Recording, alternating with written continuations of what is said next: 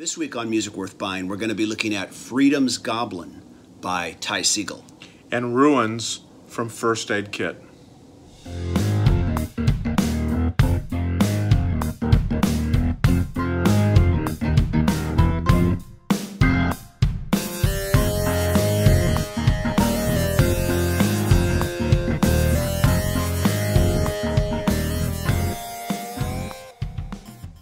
Hello, welcome to Music Worth Buying. My name is TJR. I am a musician and a music writer. And my name is Robert Kinsler, and I'm a music writer and a musician. Indeed. And so once again, we're here to share some albums with you that we've both checked out. Neither of us has heard the other's album, and we're going to share it with each other, share it with you, and see what we think here. And I will start today's episode with Freedom's Goblin by Segall. This is his 10th album, and it's his second album with the backing band, the Freedom Band, as they're called. And I'll be honest, this is my first exposure to Segall. I've heard his name, but for whatever reason, I just haven't had a chance to check out his music till now. And so how do I describe this particular album? I would say it's very strongly influenced by 70s rock, 70s funk, hippie folk music, grunge, garage rock. You know, this album is all over the map, I'll be honest. I sometimes, when I listen to this, I think, you know, this is the White Album. If the Beatles were a heavily fuzzed out garage band without all the amazing vocal harmonies, it might sound like this. Mm-hmm. This album has everything. I mean, it goes off into Pink Floyd-esque instrumentals, jams. There's a track there at the end that does that for like about, I think, maybe 12 minutes or so. But it somehow manages to stay consistent the whole way through. And some critics have been, well, let me back up. Some critics, while positive in their reaction to the album, have mildly criticized it for being a bit too self-indulgent. Mm-hmm. I personally think that it's the self-indulgence that is one of its greatest strengths. And so we're going to play a track right now. This particular one is a cover. I don't normally go for the covers when I do this. I normally go for the original songs, but I feel like I need to give folks a bit of a gateway drug here. And so this is a cover of Everyone's a Winner, originally released back in the 70s by Hot Chocolate. Okay. And we're going to check this out. Here we go.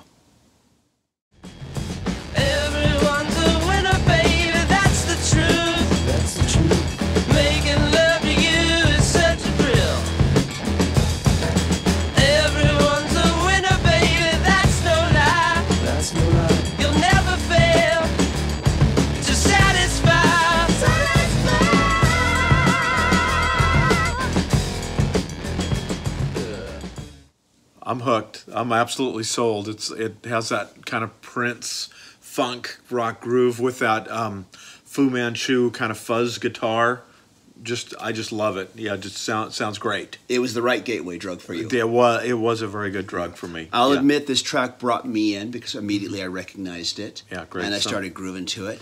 I actually went back and listened to the original version just to compare the differences. It had been so long. Mm-hmm. One of those tracks I'd kind of forgotten about.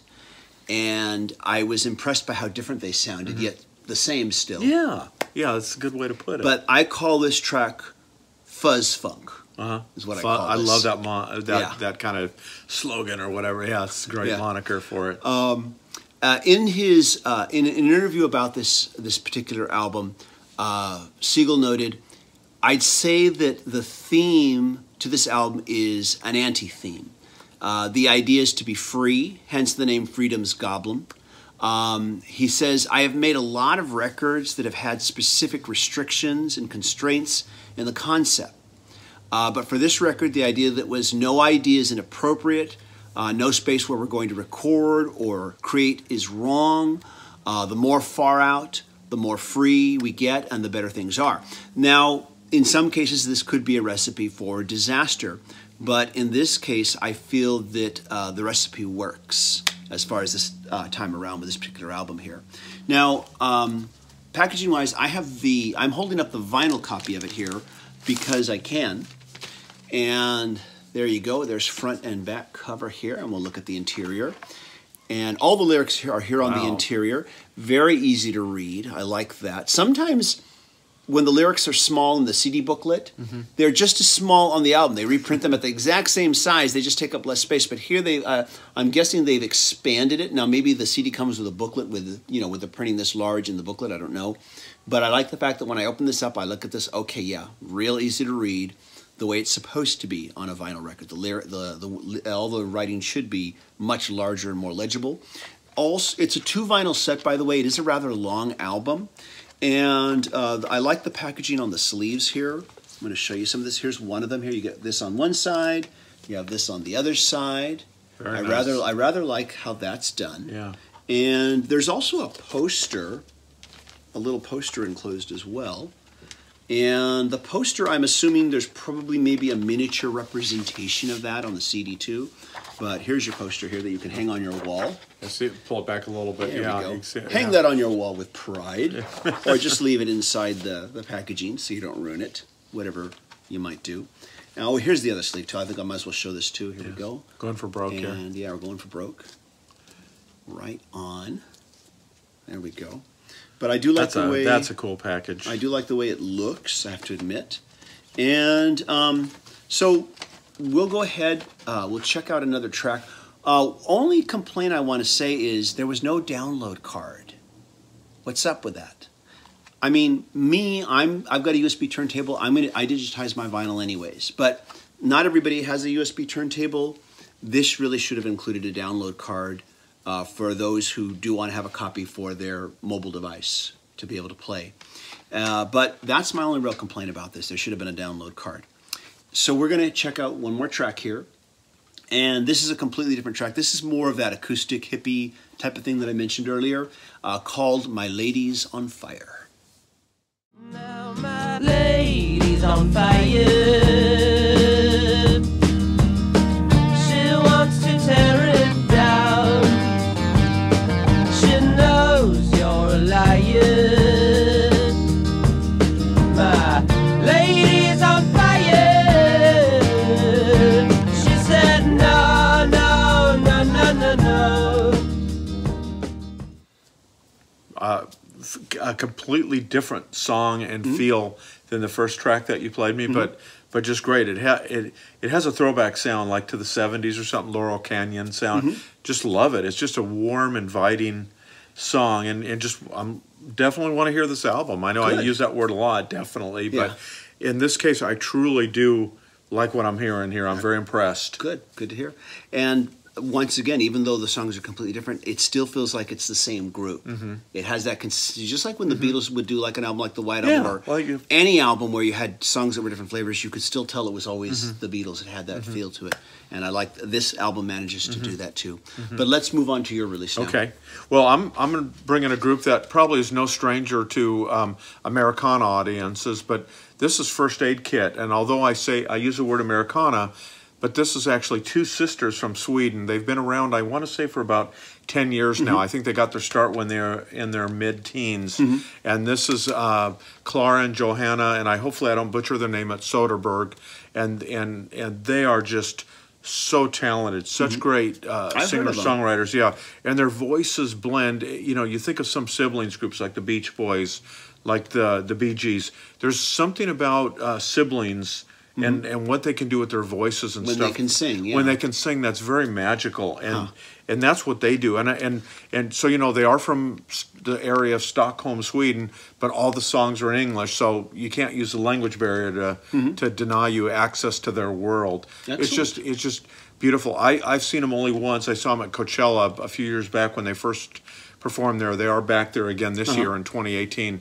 And they were fantastic, and they just keep getting better and better. And this album, Ruins, is just stunning. It's so affecting. The music is so deep, and the song's so rich. I just can't get enough of it. So why don't we play? One thing I will say, we're going to hear a little bit of the first song on the album, which is called Rebel Heart. There's a part going into a break where their voices just mirror each other, just sustaining this note. Okay. And it's so chilling how beautiful it is. And then when it comes out of that, the same song, it almost sounds like a different song, but they flow so effortlessly together.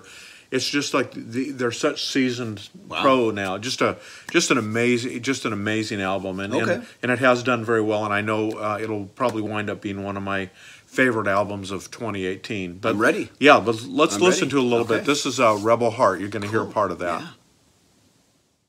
Why do I keep dreaming of you? Why do I keep dreaming of you? Is it all because of my rebel heart? Tell me. Okay, first listen, I definitely like that. Yeah. Definitely. I hear what you mean about that note they sustained there at the 3-minute mark. Yeah. And I like the way it also changed right after that, though. Yeah. It almost became a different song. I might have thought the track had changed. Yeah, that's when I first heard it. I go, oh, that's kind of a, and I go, wait, that's the same song. But then when you listen to it, you do hear, you know, the music doesn't stop. It just, Yeah. there's so many dynamics and so many subtleties and so many things that they're doing. I mean, the voices are what strike you. At least, you know, I think back to when I first heard First Aid Kit. Those voices strike you, but it's now that they've continued to mature and the growth of the songcraft that has just become so strong, as well as is just kind of like this sibling magic that they have together. You know. I kind of think that if you're one of those who misses the fact that there's no more music from the Civil Wars, that this might be a group that you might like to check out. Yeah, exactly. Good point. Yeah, I mean, I think people that have, at least if they've read my columns over the years, they know how much I love Dawes and especially the Jayhawks. I mean, I just think that they're brilliant. But for the young, you know, because they're in their 20s here, for the younger generation of Americana groups coming up, I think First Aid Kit, even though they're from Europe, they truly are the strongest Americana group right now. I mean, there's many great ones. The movement has just been explosive as far as the great talent we're getting, but they just have something very special that they bring to the world. And let's talk a little bit about the packaging. It comes, at least the CD version, comes in a standard jewel case. It is a very nice. You have all the lyrics here. They're going to be hard for you to see on a camera, but then there's a lot of nice pictures of the musicians recording in the studio, and I believe the album was recorded in Portland, even you know, even though they're from Europe. But just a really great. You know, great album, and let's let people hear a little bit of the second song on the album. It's called "It's a Shame," and we'll hear a little bit of that track here. Okay, definitely. Lately, I've been thinking about the past, how there is no holding back, no point in wasting sorrow on things that won't be here tomorrow. But you and I, well, we don't need to speak. It's a secret that we keep out of you and out of sight. And you hear their cascading voices there, Yeah. beautiful, and against this really neat electric guitar. And actually, it might be interesting for people to know that's actually Peter Buck from REM, and he's playing guitar across this album, as I recall. It's been I did review this a while back, but yeah, it's just it's neat that he came on board, and obviously the music world is getting more and more familiar with First Aid Kit. They're just terrific. I like the song. In fact, I felt a strong. I felt like Brandy Carlisle could have recorded this song. I do. Had I not known, I might have heard it and thought, "Oh, is that Brandy Carlisle?" Just the way they were approaching it vocally. But I like the song. I think it's really good. These two tracks you've played for me I think are really enjoyable, and I would be interested in hearing more. Yeah, and just a quick aside, if you go to their website, I know many of the songs also have accompanying music videos, and their music videos tend to be very interesting. They put a lot of effort into the videos as well. So you're getting the full package here. So if you are curious in hearing more of Ruins, you can also go to their official website, hear some of the full tracks, and also see them singing and performing. And I think you're going to, if you're a fan of Americana music and a fan of just really strong songcraft, I don't think you'll be disappointed in Ruins. And yeah, so. Excellent. Well, thanks for bringing that in. And why don't we just hold this up here real quick, and I'll hold up mine. Yeah. Yours is a little bit bigger on frame. A little bit bigger, yeah, I know. But this is not, size does not matter here. That's right. It's all about the music, It's not about mine being bigger than yours. You're right. But, once again, folks, have you heard these albums? What did you think? We're curious to know. Please leave us your comments. There, now it looks bigger. Now perspective There is we go. everything, right? Perspective. There There we go. Yeah. There, now they're almost the same size. Don't anyone ever say that we didn't bring special effects or CGI to our show. That's right. That's right. Exactly. But if you've checked out these albums, please let us know what you think. We want to know your comments. And as always, thank you everybody for watching. And we'll look forward to seeing you next time. Please subscribe. Don't forget to click notifications. I'm TJR. And I'm Robert Kinsler. Bye. See you later.